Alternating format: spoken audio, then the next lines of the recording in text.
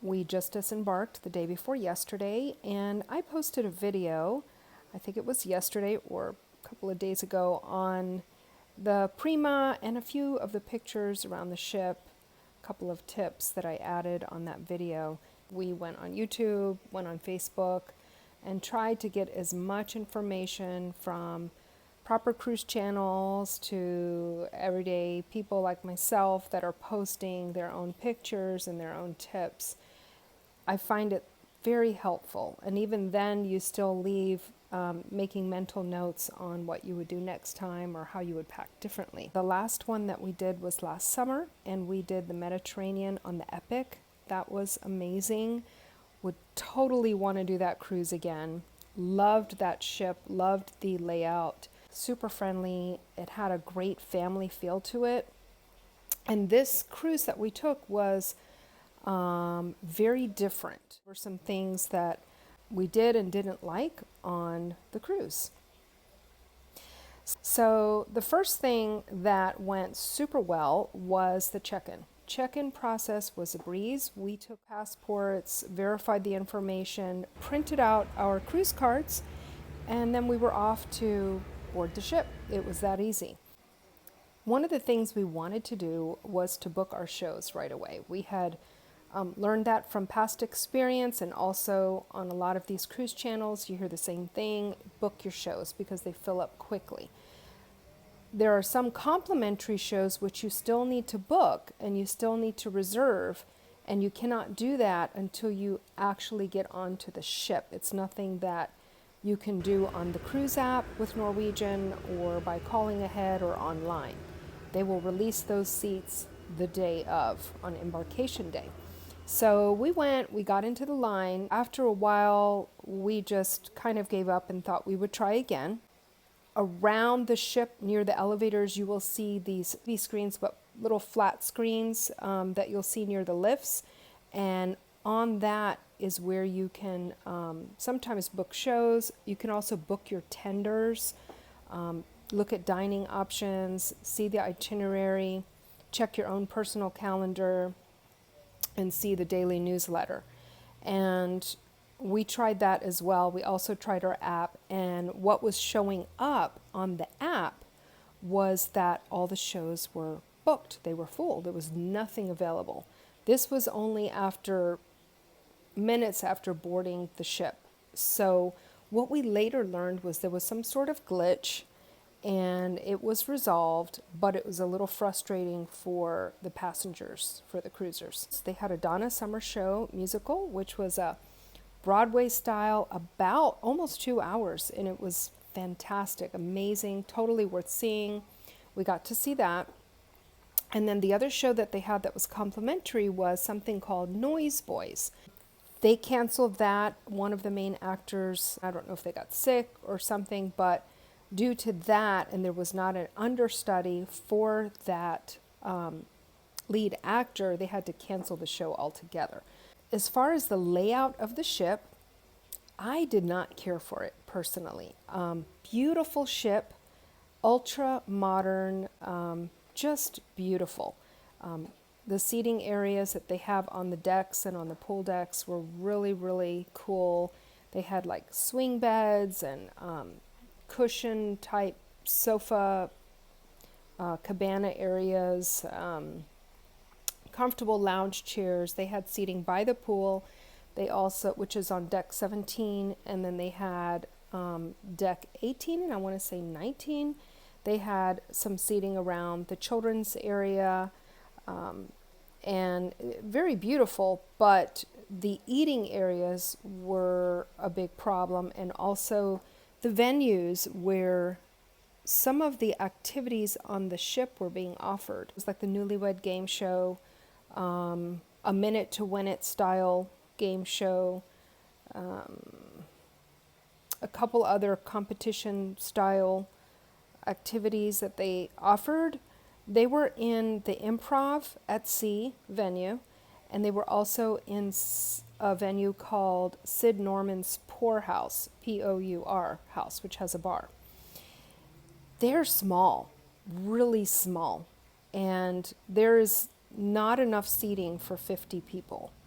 And at one time I counted about 50 or 60 people inside the venues, but that was because most of the people were standing up and a few were seated. So if you want to hang out and see these shows, it gets really crowded and uncomfortable. And then you can't even see what's happening in the front if you even want to participate. So the popular activities were overcrowded. The Prima Theater, where they feature the Donna Summer musical and also the Noise Boys, that is huge, amazing, beautiful, and you can fit everyone. But unfortunately, the Prima Theater was reserved for some larger events, not these other ones. The other thing that I didn't care for was that some of the activities that they were offering really wanted to participate in, like some of the dancing, was revolving around the pool deck.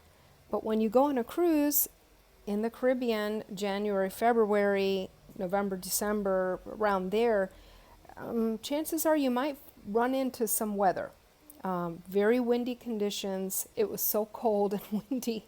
Nobody was out there. And so that was kind of sad, and they didn't replace it. They didn't replace that event with a different location. So that was disappointing for us. One area that we liked to hang out in a lot was the observation deck. Absolutely beautiful, floor to ceiling windows, stunning views of the ocean, really pretty. But it's freezing cold in there. And I had forgotten how cold it can get on the ships. I have seen other cruise channels talk about bring a little sweater, it gets a little chilly. No, you need like a blanket, you need a sweater, you need sweats. It was ice cold. So I did pack a small lap blanket for travel that I had, and we had our jackets because Florida was going through a cold snap when we boarded on embarkation day, so we happened to have our jackets, and that was helpful. My advice would be just pack just in case. It's always good to have a set of jeans or joggers or something that's warm enough that will make you comfortable. Nothing is more frustrating that you're trying to enjoy a meal, for example, or trying to relax and you can't because you're so cold. So make sure you pack accordingly, and layers are always good. Don't just pack for summer Caribbean days, with weather in the 80s or 90s. You might have that, but you also might have some cool rainy days with some wind. Another helpful tip would be bring enough activities for yourself to do. If they close a port, which they did for us, the last port we were supposed to go on was the Bahamas. They had the port closed, and my husband and I, we had each brought a book to read and kind of went through that pretty quickly. This ship with the Prima does not have a regular library that you can check books out of. What they offer is a digital library called Libby on the NCL app, which I think you had to have set up on day one of embarkation day. And my understanding, although I could be wrong, is that it connects to your hometown library. So I tried to connect. I was never able to connect to it. So that was disappointing. They do not sell reading materials on board either, no magazines, no books. What the observation room does have, which kind of is like a library of sorts in a way, it's got this feel of kind of like a dark academia design kind of feel to it, which is really cool. And they have really neat, beautiful coffee table books that you can flip through, which are really cool and we found very interesting. And they also offered a ton of checker games, a couple of Scrabble games, a Yahtzee. I think that was it. I don't think there was anything else. So bring cards, deck of cards, Uno, Spot It, your own board games, coloring, needle point, crochet, knitting, whatever, because you just never know. And that's the risk that you take when you go on a cruise. For different reasons, ports could be closed, you could be inside a lot or at sea a lot. And you don't want to rely just on what the cruise ship is offering for activities, because there might not be enough space in that venue. It might not be an activity you're interested in. And so, you have to keep that in mind. One of the things that we did take advantage of was the TV in our cabin. We weren't hanging out in our cabin a lot. We did not have a balcony. We had an inside cabin. And the last cruise that we went on, we had a balcony, which I was totally spoiled with, going on a Mediterranean cruise. So I was really nervous going on this cruise with an inside cabin. Would I feel claustrophobic? How would I feel not having any windows? I have to be honest, it was so comfortable. The beds were comfortable, the sheets, the room for the inside cabin for 2 people had ample space. The bathroom was very spacious, including the shower, and there was a lot of storage and outlets everywhere. So if you've heard about bringing your own extension cords or your own outlet strips, things like that, we didn't need that. We found that we were fine. And there were outlets by the bed, on the bed stands, on the vanity, and in the bathroom. The TV, the flat screen TV in the room does come with movies that are free. There was about 35 movies, including 3 documentaries, which we watched all 3 documentaries.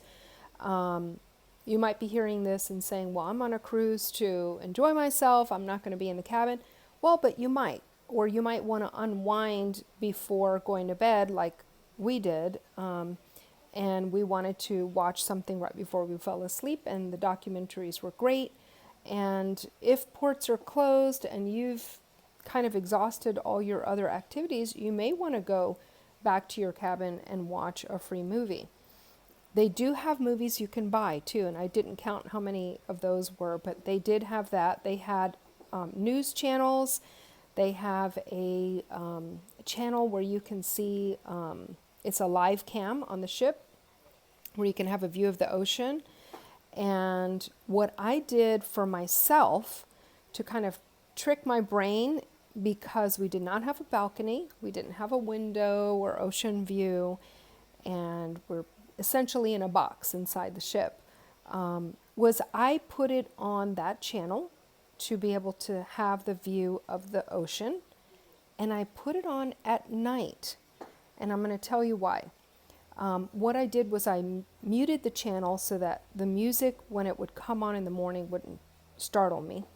But I left it on all night, and what it did for us, and for me in particular, was the sun. I could see the camera catching the sunrise in the morning, and that kind of helped with a gentle wake up for myself. That's my own personal tip and something that I enjoy doing. You don't have to do it, of course.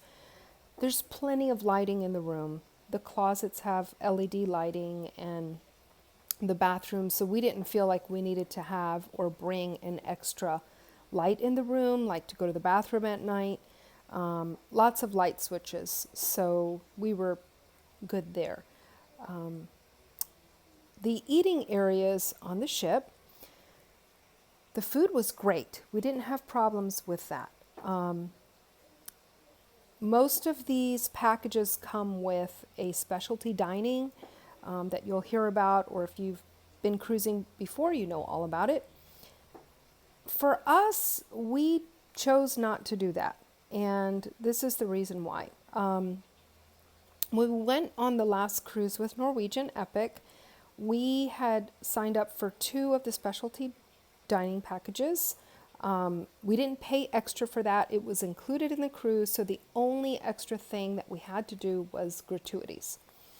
So we get all dressed up, we go to Le Bistro, which is the French restaurant, and they also have that on Prima. Beautiful restaurant. The service was really nice, the ambiance, you're dressed up, it's very special. But if you have been around traveling and you have I don't know, you consider yourself a foodie. Food is very important to you, like it is for me, and presentation and all of that. Then what I found with the specialty dining was that most of it was all about the ambiance. Once the food came, I didn't notice any difference between that food and what's offered in the main dining room or in the buffet, honestly. I think the last trip I went on the Epic, I tried escargot for the first time and totally loved it. Other than that, the French onion soup was like any other French onion soup that you get in the supermarket or in any other restaurant. It was nothing to write home about, nothing exciting, nothing to rave about. And the same with the rest of the meal. So I felt like, wow, we paid all these gratuities for something that we could have just enjoyed in the buffet. And so we ended up canceling the next reservation, which was, I don't remember which restaurant it was, on that last cruise that we took with Epic in the Mediterranean. Also, Norwegian has changed their beef vendor. So even last summer, we were hearing a lot of complaints about how tough the meat was and how different it was. So we noticed that on the last cruise in the summer that we took. So for that reason, this time around on the Prima, we chose not to do the specialty dining and just enjoy the rest of the complimentary meals on the ship. Our favorite place, hands down, was Indulgence Food Hall. And it's set up like a really cool food court, if you will. They have like a mini food truck in there, 2 little mini food trucks. They have little food bars. There's a Starbucks inside the restaurant.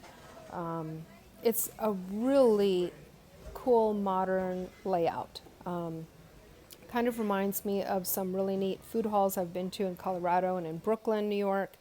And this has that same vibe and feel. Again, it is cold in there. So if you like that, then you'll be fine. If you're like me, you need to bring a little lap blanket or a sweater or sweatshirt or something that you can layer on. The food was great. You just sit down at one of the main seating areas or booths, and there's an iPad, and you order your food. If you sit at the food bars, it's literally like a bar with bar stool seating, then what happens is you won't be able to order from the entire food hall, just where that bar is. So if you're sitting at the garden bar area, that's pretty much salads. If you're sitting at the barbecue bar, then that's the barbecue menu. And so we learned that kind of early on. What I have found is going on this cruise,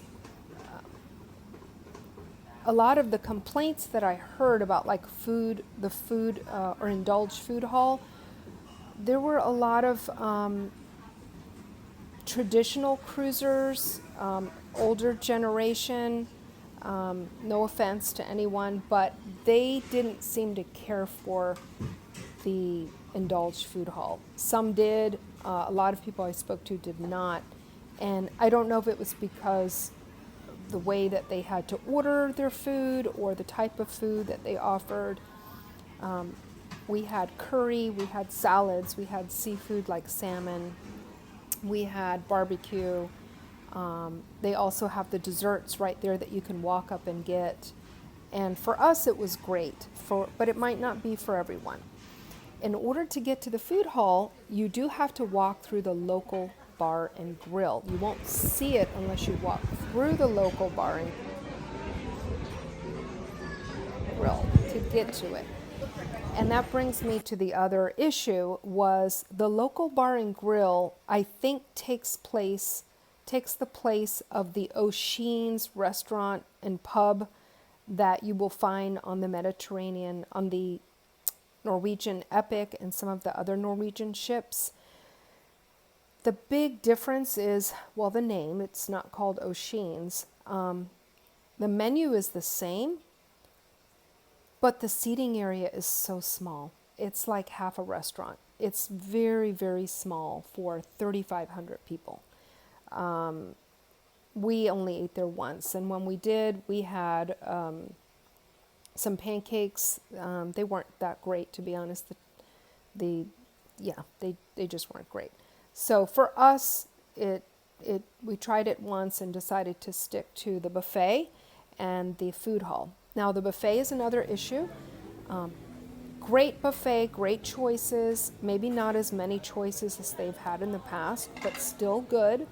If you do not get the drink package or the soda package or the Starbucks package, you still get to drink something. There is complimentary drinks that are included, like iced tea, some sort of mango punch, and strawberry kiwi flavored water. And they also have a lot of little crafts set up where you can get lemon water or mint water or cucumber water set up in different areas of the ship, orange juice, apple juice, that sort of thing. We were totally fine with that. If you want to buy your drinks a la carte, you can. You can buy a soda a la carte or alcoholic beverage a la carte, etc. And they just charge that to your room. The buffet areas, the garden cafe did not have a lot of seating. So that was one of the biggest complaints on this particular ship with the Prima. Again, I think post-pandemic, the design of the ship had the pandemic in mind, so they tried to avoid a lot of super large gathering areas. But we're already on the ship together, and I think people were just frustrated. We were frustrated because you're walking around with your plate, with your hot food, for a long time before you could find a seat. And we had to go to a whole nother main dining restaurant area with our plate, down a hall, down another hall, and into another room by the time we could find seating. And by that time, your food is half cold. So that was a frustrating part. These issues that I've mentioned on this review are not deal breakers for us, because we still want to travel with Norwegian and cruise with Norwegian. But these were some of the things we noticed. So to kind of review, the takeaways were like, bring clothes for all kinds of weather. You don't want to overpack, but a good sweater or two, or sweats or jeans, something that you'll feel warm and cozy in if the venue is freezing cold inside the ship. Or if there's bad weather at the port, you want to be prepared for that. It was raining in Jamaica, and wasn't chilly, but it was a rainy morning. So we didn't have an umbrella or ponchos, and that would have been nice to have that. Another takeaway would be bring enough reading material and activities, because you just never know. And you don't want to depend on what the cruise has to offer or not offer. The dancing on the ship, when they did offer it, it was great. They had a disco night. That was loads of fun, because the performers that are in the shows actually come kind of dressed up, and they are participating and dancing with you on the dance floor, and that was lots of fun.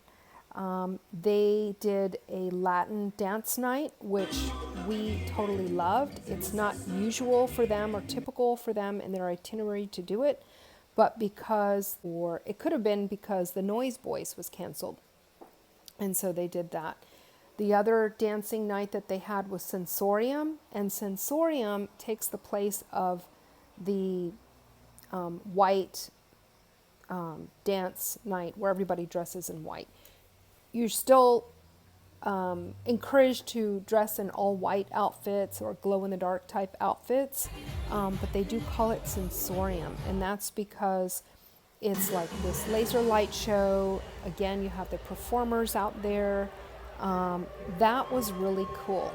I will have to say that, again, For a lot of folks, this was not their cup of tea, and they came in for about 10-15 minutes and then they left. The sensorium really appeals to a younger generation. The younger generation that was in there totally loved it. We loved it. We stayed for a couple of hours and it was fantastic. Took a lot of video and we had a great time. So that's the review that I have on the Norwegian Prima. This is my first review ever doing this on YouTube. So hit a like and subscribe, and I really hope to put more videos out there. We are planning to go on another cruise next month on the Dawn, the Norwegian Dawn, and hopefully I'll have a video to share with all of you on that. That's it for now, and good luck on your cruise hunting and cruising adventures.